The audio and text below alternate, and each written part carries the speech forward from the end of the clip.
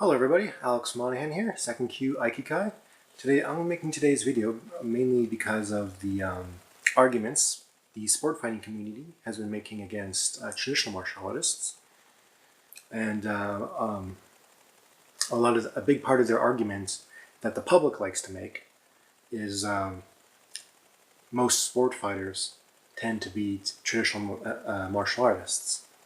And there's a lot of things that they're not telling you that I think are going on behind the scenes that I think the public has a right to kind of hear or understand or even think about.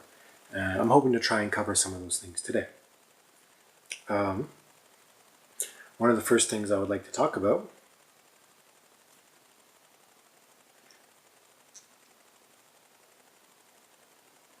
is they claim they're a modern style. Because when I was growing up, I always understood modernism as always benefiting yourself, always improving, always getting better tomorrow than you were yesterday, sort of thing. Which is a big part of traditional martial arts, but then again, it's a big part of sport fighting too. It's one of the things that they have in common. But for the purpose of this video, I decided to get maybe I'm getting all ahead of myself. Because during the arguments that I've been seeing on mainly YouTube, about how traditional martial arts are bullshit,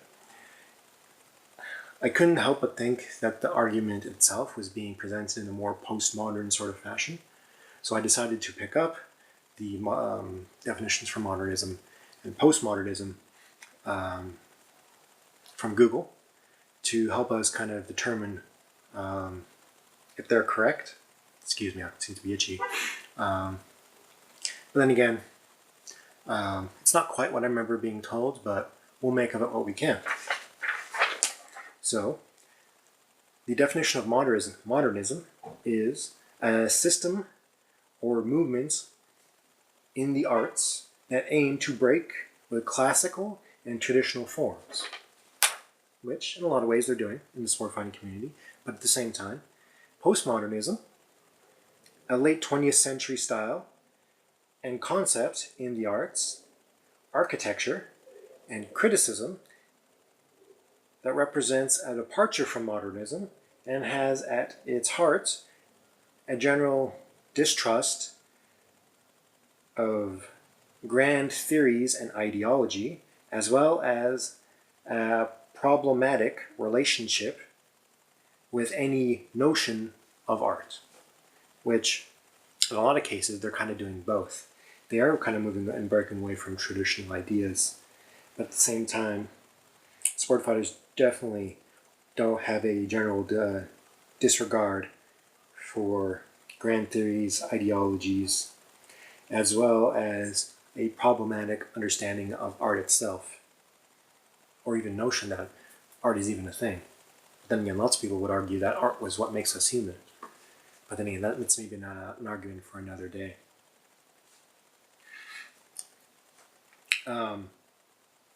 Another part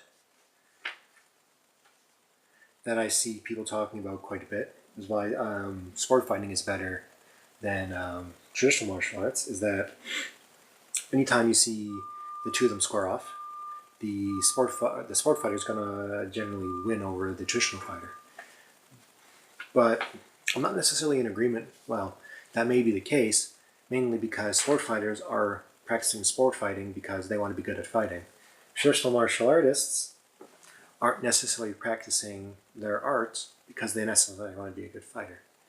And I think the mindset is quite different, and nobody's bringing attention to that because there's lots of good things that you can get from traditional martial arts that don't have to deal with fighting in general, but the form itself can be a tool to kind of launch you or use as a platform to get to something else you wanted to do or somebody who you wanted to be. Because I guess a good way to word this is if you don't do what I'm doing for the same reasons that I'm doing, then what you're doing is bullshit, is basically what I hear them saying. Which in itself is kind of bullshit. Because not everybody thinks the same way, not everybody has the same value system. And everybody's always looking for something different, like traditional martial arts would be a great way to get your participation plug for the week of your 30 minutes of vigorous to moderate exercise as a minimum 3 times a week.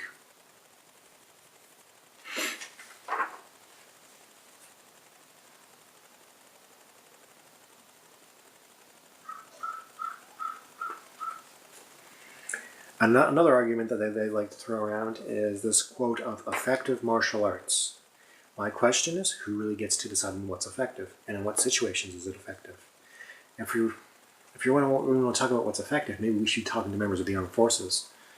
Because let's just face it, anything that we're doing in traditional martial arts or even sport fighting is probably cute compared to what they're doing.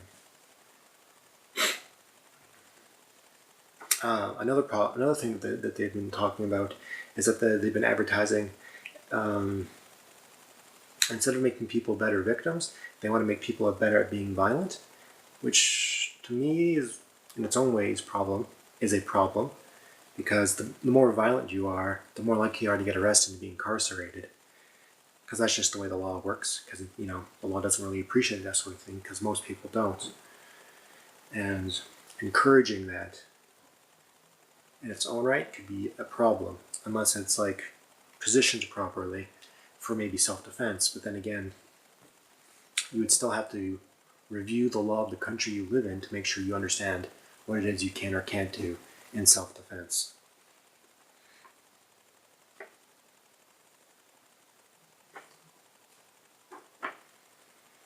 Lots of other things that traditional or sport fighting doesn't talk about, but then again, lots of traditional martial arts don't even talk about this, are multiple attackers. If you listen to personalities like Joe Rogan, he calls it a fantasy. Or even there's lots of other videos that can show you a guy throwing multiple dudes as being fantasy, even though people will attack you en masse because they think because they think they may have a better chance of disadvantaging you that way, because there's always strength in numbers. And having even a concept of how to start dealing with that, I think is important for a lot of people, especially depending on where you live. Like if you live in an overcrowded place like, say, Japan or India, then that sort of information is going to be very useful to you. But if you live in a place in like North America where you have more space than you could ever hope for, then maybe it won't be as useful. But then again, considering a worst case scenario with a street gang saying if you're living in a bad area attacks you, because why wouldn't they get like 5 or 6 guys to like produce their hit and run mob? It'd likely be a lot more effective than just one guy going around trying to attack somebody.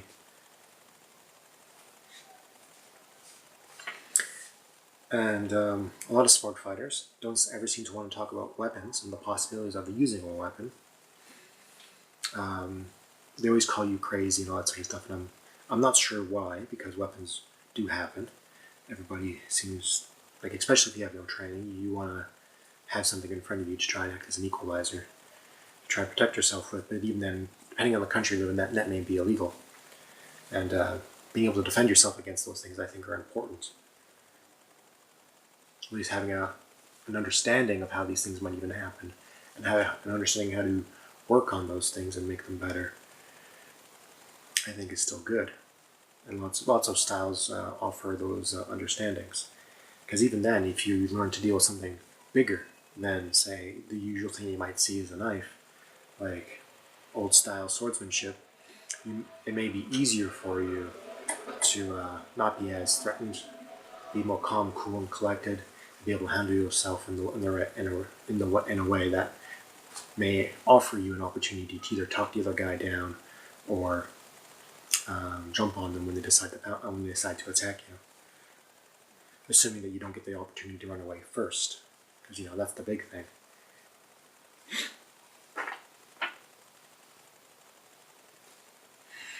Another thing that they've been talking about is sparring. And I understand that sparring can be very useful at times, but then again, in my opinion, for sparring to happen, you already have to have an understanding of what it is that you're doing, and how the form of what you're doing functions. So you can understand, like, well, where do you position yourself? Where are the angles of everything? What can you expect the other guy to do for a time being, up until you can start working with things that are more spontaneous, because you can just kind of push that comfort level and build people up towards it, which is a good thing traditional martial arts do. Now, I can't say for certain, but I'm not certain if sport fighters do it. They just kind of throw you into the deep end, expect you to kind of learn as a sink or swim mentality. At least that's what I get from them, but I've never actually been to one of their clubs, so you can take that one with a grain of salt. But then again, another thing that goes with it is a question we can ask ourselves is what does it mean to actually be strong, or what is it that you need to be strong, and what are the steps that you need to get to before so that you can get there. And at the same time, kind of going along with this, that could be very well intertwined with it, is that it's very possible that sport fighters either don't know what it's like to be weak, or they've forgotten what it's like to be weak,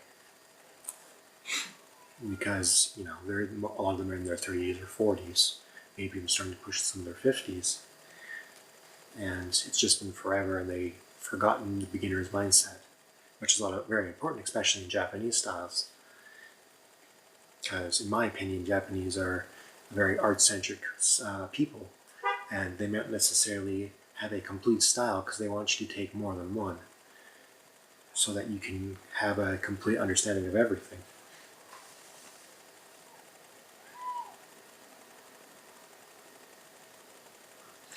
I guess another problem I have is when even guys and personalities like Joe Rogan say that sport fighters are trained killers.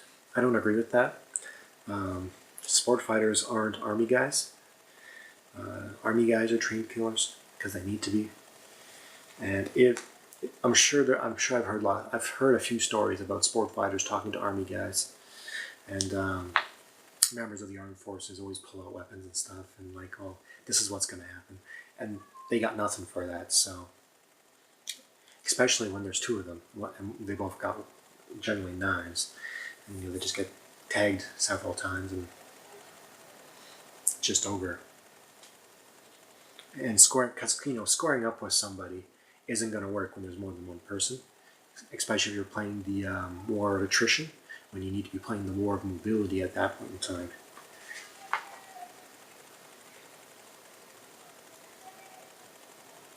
Oh, there's weapons.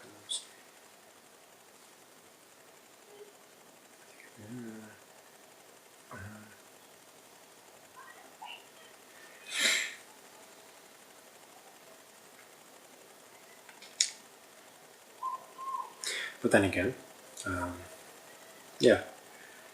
And I don't really understand too much about self-defense systems because I haven't really looked at them that closely, and I haven't been able to see much on YouTube, mainly, is where I've been looking for source information, because that's a good place to advertise generally.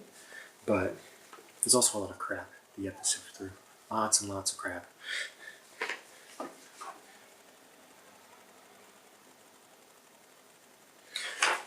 Yeah, and actually I believe that kind of covers most of the things that I was thinking for this, and please offer any questions, concerns, or thoughts about this. And I think it was at least fair. That's at least I believe my position is fair. But if you disagree, feel free to leave any comments or concerns. And if there's anything that I've missed, feel free to leave that in the comments as well. Thank you very much, and stay frosty.